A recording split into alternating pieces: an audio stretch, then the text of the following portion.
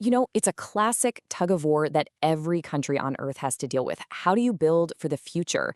New homes, new infrastructure, without totally wrecking the natural world around you? Well, today we're diving into the UK's brand new and pretty controversial plan to try and solve that exact problem. For years and years, the way this has been handled is, well, a bit piecemeal. You deal with each project one by one. A little patch of trees saved here, a pond protected over there. It's a system that, frankly, has struggled to score any really big wins for nature. But the UK's new Planning and Infrastructure Act of 2025, it's trying to tear up that old rulebook and start fresh with a much bigger, more strategic way of thinking. All right, so let's get into the weeds. The absolute heart of this new approach is tucked away in Part 3 of the Act. It's called Development and Nature Recovery, and it lays out a completely different framework for how the planning system is supposed to handle its duties to the environment. And this really shows you the fundamental shift in thinking. The old way was site by site, basically making every single developer clean up their own specific mess. The new way, it's area-wide.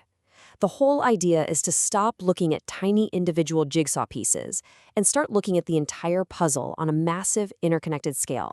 The main tool to make this happen is something new called an Environmental Delivery Plan, or an EDP. Now, think of this like a giant master plan for nature that covers a huge region. It's drawn up by Natural England, which is the government's nature agency. The goal here is to stop thinking in tiny, isolated patches and start planning for whole ecosystems to recover. And this is where you see their real power. Yep, EDPs are long-term, they cover huge areas, but here's the kicker, the really crucial part. They have the power to actually replace, and in some cases, even switch off the existing environmental rules on a specific building site as long as it's all in service of that bigger strategic plan. Okay, so a big, grand strategic plan sounds good, right? But how does it actually work?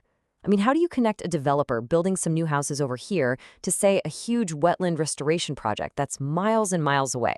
Well, that's where the mechanics of the system come in. Here's how it breaks down in 4 steps. First, that big plan, the EDP, gets created. Then, a new development gets the green light inside that plan's area. Now, instead of trying to do all the environmental work on site, the developer just pays a fee, which is called a levy. And finally, all that money goes into a central pot to fund those big, ambitious nature projects that were in the plan to begin with. And this nature restoration levy, that's the financial engine that makes this whole thing run. For developers in an EDP area, it's not optional, it's a legal requirement. It's basically a way for them to meet their environmental obligations by paying into a much bigger, more strategic conservation fund. Now, you're probably thinking, wait a minute, what stops this from just becoming a pay-to-pollute scheme, a way to bulldoze nature as long as you write a check? Well, the Act has a key safeguard built in. For any of these big plans to get approved, they have to pass something called the Overall Improvement Test. And this quote right here, it gets to the absolute heart of that test. The principle is that this new system has to deliver a net gain for the environment. The good that the plan does for nature has to be measurably greater than the harm caused by the new development it allows. But that is the million-dollar question, isn't it? Because while this test looks good on paper, a lot of experts and commentators have raised some serious doubts. How tough is this test really going to be when a multi-billion-dollar infrastructure project is on the table?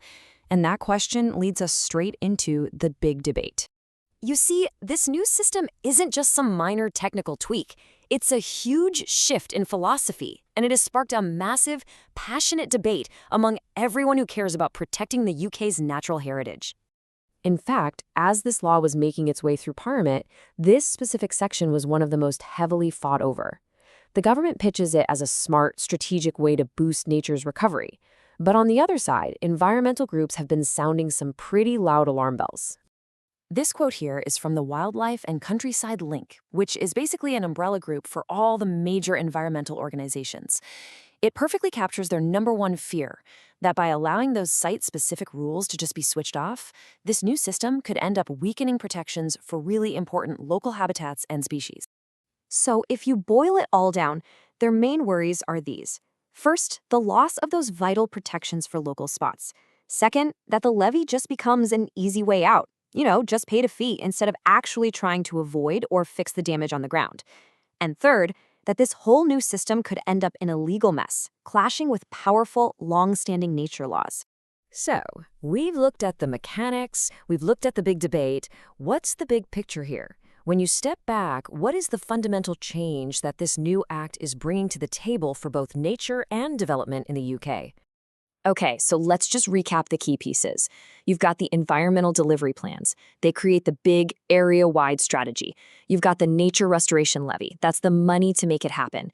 You have the overall improvement test. That's supposed to be the safety net. And it all adds up to a huge move away from that old site-by-site way of doing things. And honestly, if you take just one thing away from all of this, let it be this.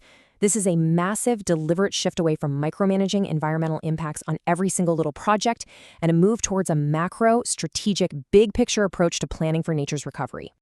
Which leaves us with one final and pretty provocative question. This whole new system is a gamble. It's a bet. It's betting that by sacrificing some protections for nature in one specific place, right here, we can end up with a healthier, more resilient natural world overall. So, is that a risk worth taking? Well, the answer to that is going to unfold across the British countryside over the next 10 years.